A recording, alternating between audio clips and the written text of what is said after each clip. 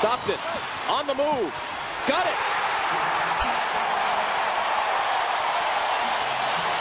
Well, Stockton picks up right where he left off in game one. And interesting, it looked like they went into the post to Harper against Stockton early in this game. Hornacek on Michael. Fade away. Ties it at 2. Jordan had Hornacek in the post. The double team came too late, and Jordan faded away to the baseline for the easy J. Stockton to Hornacek. Left hand. No.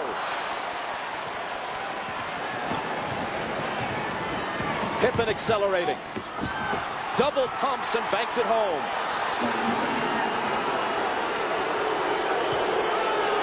Had to pull it back to let the defenders sail by, and had the body control to do it.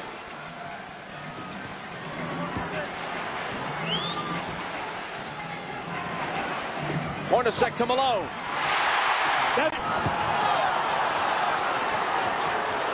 Pippen into the lane.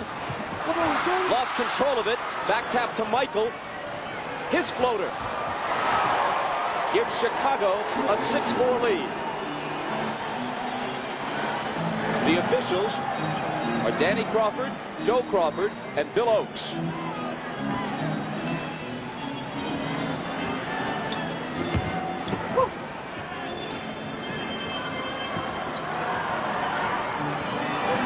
Malone against Longley. Stockton for 3. John Stockton at age 36. Coming up big in the NBA Finals. No one has played point guard at his age as a regular with anything like this level of effectiveness in the history of the league.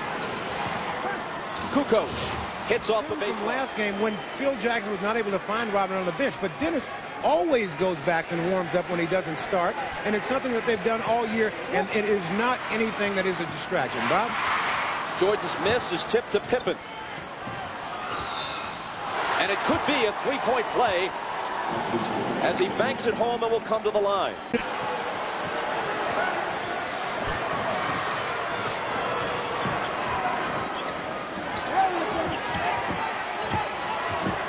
Malone helping on a double team with Jordan. Pippen slices through the defense and slams it. Utah has been very fortunate. Tony Kukoc with another offensive rebound.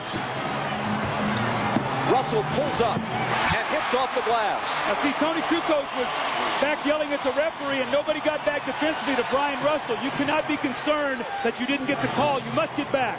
And Jordan just told Kukoc, don't argue with the officials. Do that instead. Score and give us the lead again.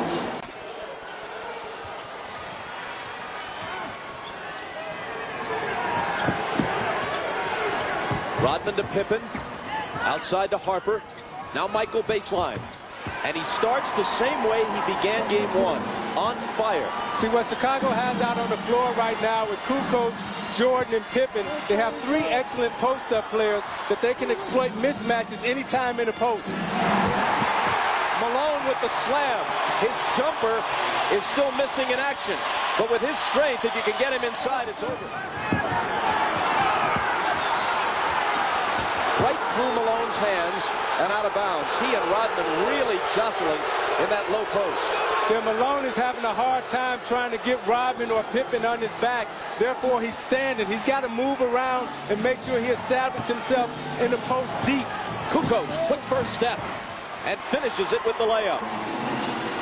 Well, Michael's supporting cast has given him a great effort here to start this game. Pippen and Kukoc off to wonderful starts. We know how important that is with Kukoc. He plays much better when he gets off to a quick start on offense. He has 6. Pippen has 7. Malone tries another jumper, and this one is there. That's the same shot he got in game one, and he's got to make that shot. That's within their offense. He made it all season long.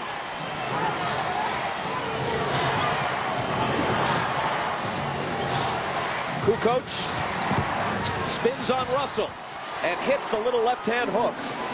See, Russell has just given up too much size to Kukoc on the low post. Well, high 2 for 1 here on a screen roll. See if Malone steps out with he and Isley. Malone inside, nice feed, but he undershot it. I'm watching Dennis Rodman, and he's very hesitant to stick his right hand in there. Ahmad told us that it was bothering him very much this game. Shandon Anderson's first shot, the up and under works. Exactly what they did in game one. The moment Shandon Anderson came in the game, they went into the post. He got 2 quick fouls the other night against Bushler. This time he gets the score.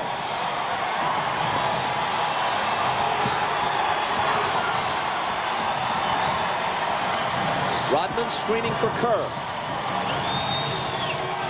Pippen in the lane with the hook. Scottie Pippen now has 9 victories. But he's played well this year in his second year in the NBA, especially against the Lakers in the Western Conference Final. Bulls by 1. Kukoc makes it 3 as he continues his outstanding play. He has 10.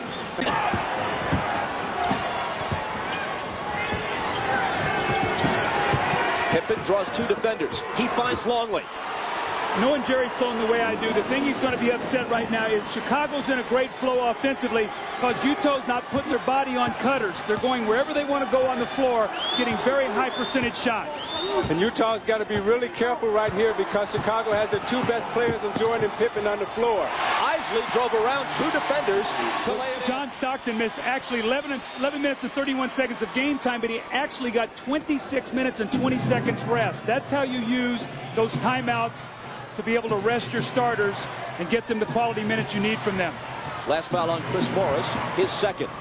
Burrell, a 3, got it. It's Chicago by 4. Burrell up on Morris. Antoine Carr returns the pass to Morris on a great look, but Chris couldn't finish it. So those are momentum breakers right now. If Chicago comes down and scores, it's a 6-point game. And they do come down and score on Michael's great assist to Longley. And that prompts Jerry Sloan to ask for a timeout. His team trailing by half a dozen. 6:31 remaining in the first half of game. Defense slow to react. See, Doug, I think that's where Malone should be. Anderson is getting deep in the post, and Malone must get deeper in the post. Longley to the cutting Jordan. And looking for Michael, guarded this time by Stockton. Ostertag is there with help. They swing it around, and Kukoc is open again. This time he misses the 3. However, Longley pokes it back to him. Kerr for 3. And Jerry Sloan has to be gritting his teeth over on the Utah bench as Chicago continues to dominate on the offensive glass. Well, Malone started running out instead of getting the rebound. Nobody there to guard Kukoc, and he gets the second shot. Jordan swats it away from Anderson and out of bounds. The Utah fans contend that Anderson was fouled, but the officials say Michael got it cleanly. And practicing yesterday, he was averaging 3 out of 5. Here's Ostertag. 1 out of 1. As Chicago is right now. Hornacek on the move. Underhands it off the glass. Offensive foul takes it away. Michael Jordan is so quick to react. Looked like Hornacek had a step on him. He squares him up and goes, but Michael finds the angle.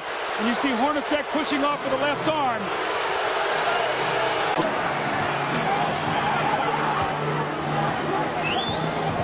Stockton out to Malone, driving on Pippen, gets his own rebound, goes to the floor, no call, gets it off to Russell.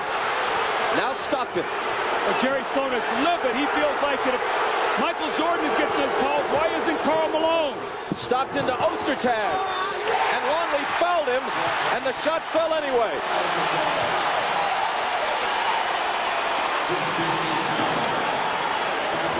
Malone is going to take the ball to the basket. He realized Michael just got fouled, felt like he got bumped, fights to get it back, tries to power it up. The ball is knocked loose.